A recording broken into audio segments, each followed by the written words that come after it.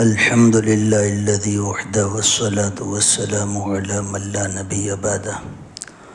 فاعوذ باللہ من الشیطان الرجیم بسم اللہ الرحمن الرحیم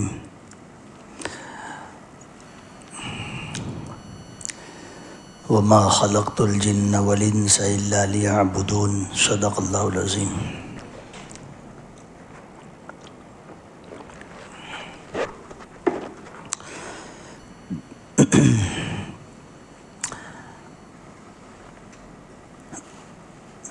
زندگیاں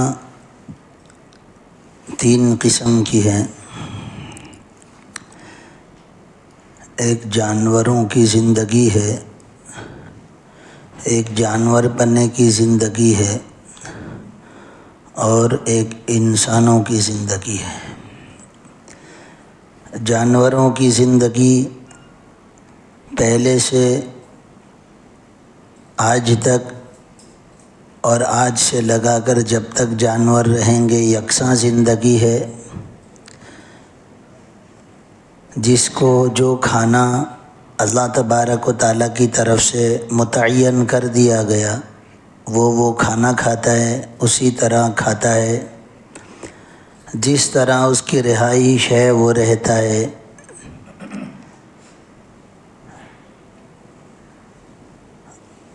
جب بھوک لگتی ہے کھانا کھا لیتا ہے، کوئی تحقیق نہیں۔ جب پیاس لگتی ہے پانی پی لیتا ہے، وہ پانی کی کوئی تحقیق نہیں، جہاں چاہے آرام کر لے۔ وہ اپنی زندگی کو بس ایک طرز پر گزارتا رہتا ہے۔ بہت سالوں پہلے بھی جو شیر، چیتے، مچھلی اور پرندے جو کھاتے تھے اور جس طرح جیتے تھے، آج بھی ویسے ہی جی رہے ہیں۔ کوئی ان کی طرف سے کھانے کی نئی ڈیمانڈ نہیں ہے، کوئی انہوں نے نیا طریقہ اختیار نہیں کیا۔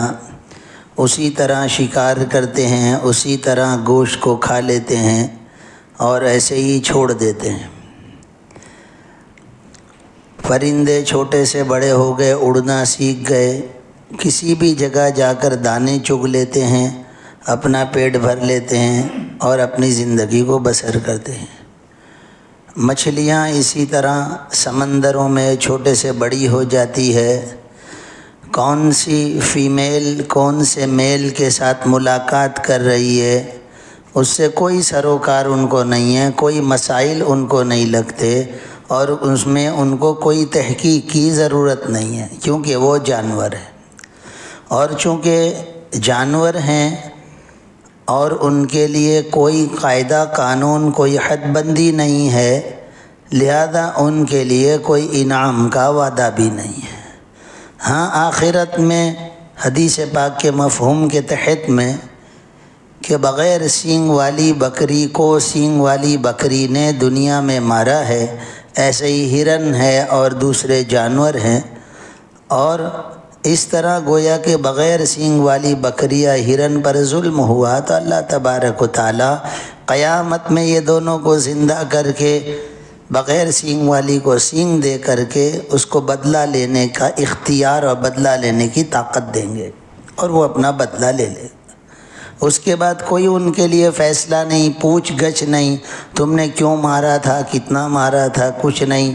ان کے لیے کوئی جنت جہنم کے ابد الآباد کی زندگی کے سکھ اور دکھ کے فیصلے نہیں۔ ایک زندگی انسان گزارتا ہے وہ اسی طرح جانوروں جیسی، جانور پنے جیسی، کہ وہ اپنے آپ کو کسی بھی قاعدے قانون کے ساتھ متصف نہیں کرنا چاہتا۔ اپنا مالک رب العالمین ہے اور وہ تمام جہانوں کا پالنہار ہے، پروردگار ہے، خالق ہے، کہ اسی نے سب کو تخلیق دی ہے۔ وہ اس طرح مالک کو ماننا نہیں چاہتا، یا جو لوگ اللہ رب العزت کو اللہ مان کر بھی زندگی گزار رہے ہیں لیکن جانور پنے کے ساتھ زندگی گزار رہے ہیں، کہیں سے بھی کچھ بھی کما لیا، کیسے بھی کھا لیا، کہیں سے بھی آ جائے، ظلم سے، زیادتی سے، یتیم کا، کسی کا بھی مال کوئی مجبوری سے کسی بھی طرح کما لیا، میرا فائدہ ہو جائے، میرے بھی بچوں کا فائدہ ہو جائے، ہم جی لیں، چاہے ساری دنیا مرتی ہو مرے، اور کوئی رب العالمین اور مالک الملک خالق السماوات والارض کی اطاعت اور فرما برداری کا کوئی شوق، کوئی جذبہ نہیں، ایک اللہ تبارک و تعالیٰ کے آگے سر بسجود ہونے کے بہت سارے جذبات نہیں کہ میرا رب میرا مالک ہے جو مجھ سے کچھ چاہتا ہے، مجھے جانور نہ بنا کر مجھے اس اللہ نے انسان بنایا ہے، لہذا جب مجھے اتنا بڑا بنایا ہے تو وہ مجھ سے کچھ چاہتا ہے کہ نہیں؟ ایسا کبھی کچھ سوچ نہیں،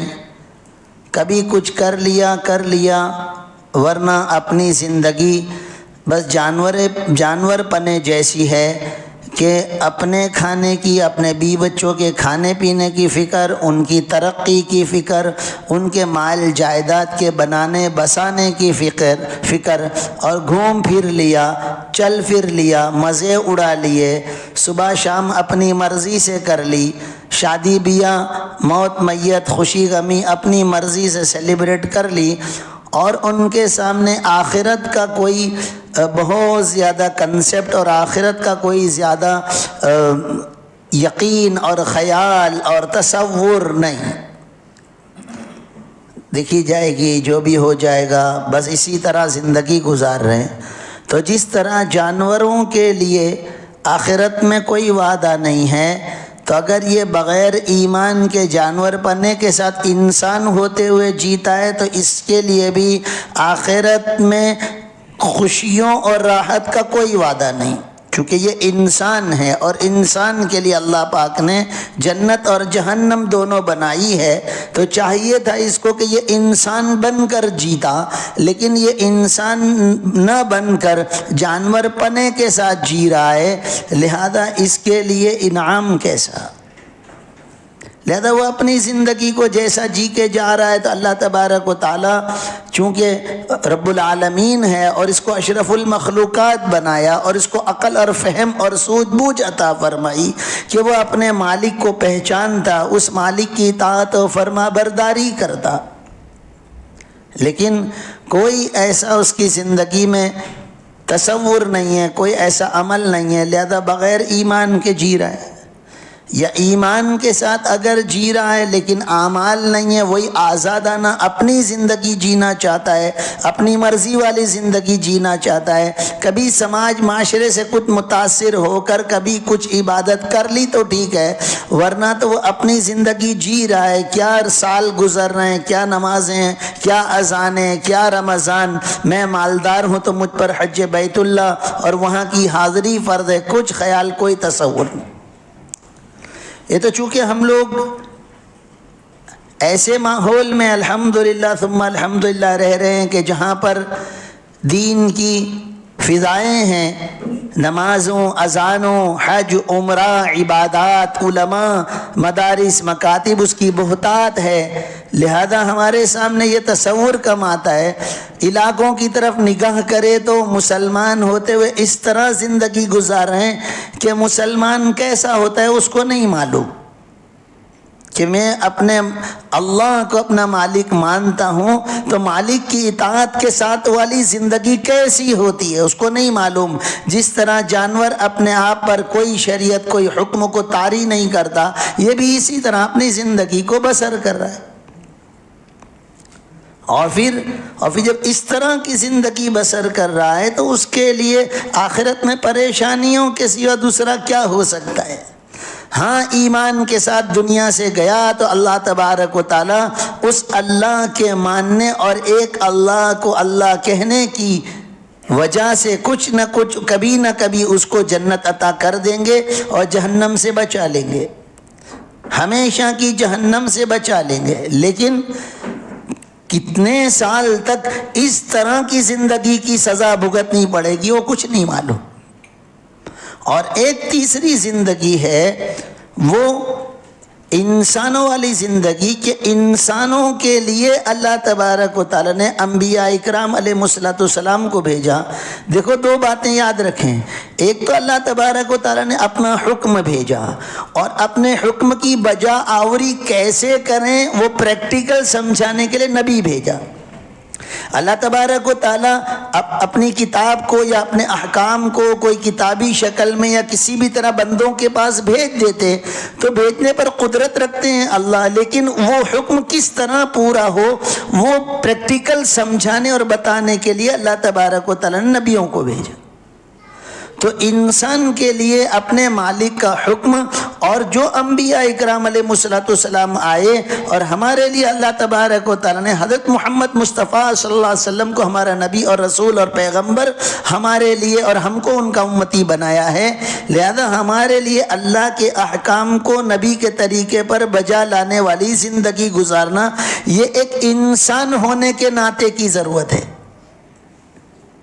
اللہ پاک نے نبی کو انسانوں کے لیے بھیجا۔ قل یا ایھا الناس انی رسول اللہ الیکم، قل یا ایھا الناس، آپ لوگوں سے کہہ دیجئے کہ میں رسول بنا کر تمہاری طرف بھیجا گیا ہوں۔ لہذا تمام انسانوں کے لیے اللہ تبارک و تعالیٰ نے حضرت محمد مصطفیٰ صلی اللہ علیہ وسلم کو خاتم النبیین بنا کر پورے عالم میں، پورے دنیا کے اندر کوئی انسان کہاں بھی بستا ہو اس کے لیے حضرت محمد مصطفیٰ صلی اللہ علیہ وسلم اس کے نبی اور رسول اور پیغمبر ہیں، اور اس کا تقاضا یہ ہے کہ وہ اللہ تبارک و تعالیٰ کے احکام کو، اللہ تبارک و تعالیٰ کی مرضی کو نبی کریم صلی اللہ علیہ وسلم کے طریقے پر ادا کرے، اور یہ زندگی پر دنیا کے اور آخرت کے وعدے ہیں۔ اللہ تبارک و تعالیٰ نے نبی کو بھیجا ہی اس لیے کہ تم اپنی زندگی مت جیو، بلکہ پہلے تو تم اللہ کے بندے ہو، لہذا اللہ کے احکام کو لو، اور پھر ان اللہ کے احکام کو نبی کریم صلی اللہ علیہ وسلم نے کس طرح عمل کرنے کو بتایا وہ دیکھو، اور پھر اسی طرح ان کاموں کو کرتے چلے جاؤ۔ انسانوں کے لیے انسانوں والی زندگی اس کو کہتے ہیں کہ جس طرح آدمی کسی عجائب گھر میں جاتا ہے یا کسی بھول بھلیا میں یا کسی گھومنے کی جگہ پر جاتا ہے، اور وہاں جانے کے بعد پہلے تو آدمی ابتدا میں ایک دم انجانے کی طرح سب چیزوں کو دیکھتا ہے، اور پھر کوئی تھوڑی سمجھداری اور تھوڑا کچھ کوئی گائیڈ مل گیا اور کچھ سمجھداری آ گئی، اس کے ساتھ برابر اچھی طرح سے گھومتا اور دیکھتا ہے، اور جب بہت اچھی طرح سے وہاں سے اس کو سمجھ میں آنے لگتا ہے اور بہت کچھ سمجھ میں آنے لگتا ہے، اور پھر اس کا جانے کا وقت ہو جاتا ہے۔ بس یہی تقریباً دنیا کی زندگی ہے کہ دنیا میں بچہ آتا ہے تو بس ادھر ادھر دیکھتا ہے اور سمجھداری نہیں ہوتی، اور پھر ہوتے ہوتے جوانی آتی ہے جس میں کچھ سمجھداری اور انگلی پکڑ کر چلانے والے اس کو چلتا کرتے ہیں، اور اس کو علم سکھانے والے علم سکھا دیتے ہیں، اور بولنے والے بولنا سکھانے والے اس کو بولنا سکھا دیتے ہیں، جس کی بنیاد پر بولتا چلتا پھرتا اور سمجھداری والا ہو جاتا ہے۔ جب سمجھ اور عقل پختہ ہونے لگتی ہے اور دنیا سمجھ میں آنے لگتی ہے تو جانے کا وقت ہو جاتا ہے، بڑھاپا آ جاتا ہے۔ لہذا انسان کو چاہیے کہ وہ نہ، اللہ پاک نے جب انسان بنایا ہے تو جانوروں کی زندگی الگ ہے، جانوروں پنے والی زندگی وہ پوری الگ ہے، لہذا نہ وہ جانور پنے والی زندگی گزارے نہ وہ بالکل جانور کی طرح ہو جائے، بلکہ وہ انسان ہے تو اپنے آپ کو انسان بنا کر جلائے، اور انسانوں کے لیے اللہ تبارک و تعالیٰ نے ہادی عالم، رہبر اور میسنجر اور پیغمبر نبیوں کی شکل میں اور ان کا انتخاب کر کے شروع سے بھیجا، اور جناب محمد الرسول اللہ صلی اللہ علیہ وسلم کو خاتم النبیین بنا کر کہ انسانوں کو چاہیے کہ اس طرح زندگی گزارے، اس طرح۔ لہذا اگر وہ اس طرح زندگی اگر گزارنے کے لیے تیار ہوتے ہیں تو دنیا اور آخرت کے انعامات اس کے لیے ہیں، اور اللہ کے سارے وعدے اس کے لیے ہیں۔ اللہ نے اپنے وعدے پورے کرنے کے لیے اور جنت دینے کے لیے اور اپنی برکت اور اپنی رحمتیں اتارنے کے لیے تو یہ راستہ بتایا کہ برکت والا رحمت والا نبی بھیجا۔ لہذا بہت ضروری ہے ہم سب کے لیے کہ ہم اپنے نبی حضرت محمد مصطفیٰ صلی اللہ علیہ وسلم کے طریقے پر چلیں اور اپنے نبی کے طریقے پر ہی اپنی زندگی کو گزاریں۔ زندگی میں آنے والے بہت سارے کام ہیں، جتنے کاموں سب کاموں کے اندر طریقہ اپنے رسول حضرت محمد صلی اللہ علیہ وسلم والا اختیار کریں۔ یہ زندگی گزارنا، اور یہ اس مقصد کے لیے ہم کو انسان بنا کر دنیا میں بھیجا کہ اللہ تبارک و تعالیٰ قرآن کریم میں جب فرما رہے ہیں کہ وما خلقت الجن والانس الا لیعبدون، تو عبادت کے معنی کہ زندگی 24 گھنٹے کی زندگی اللہ کے احکام والی ہو۔ نماز عبادت ہے،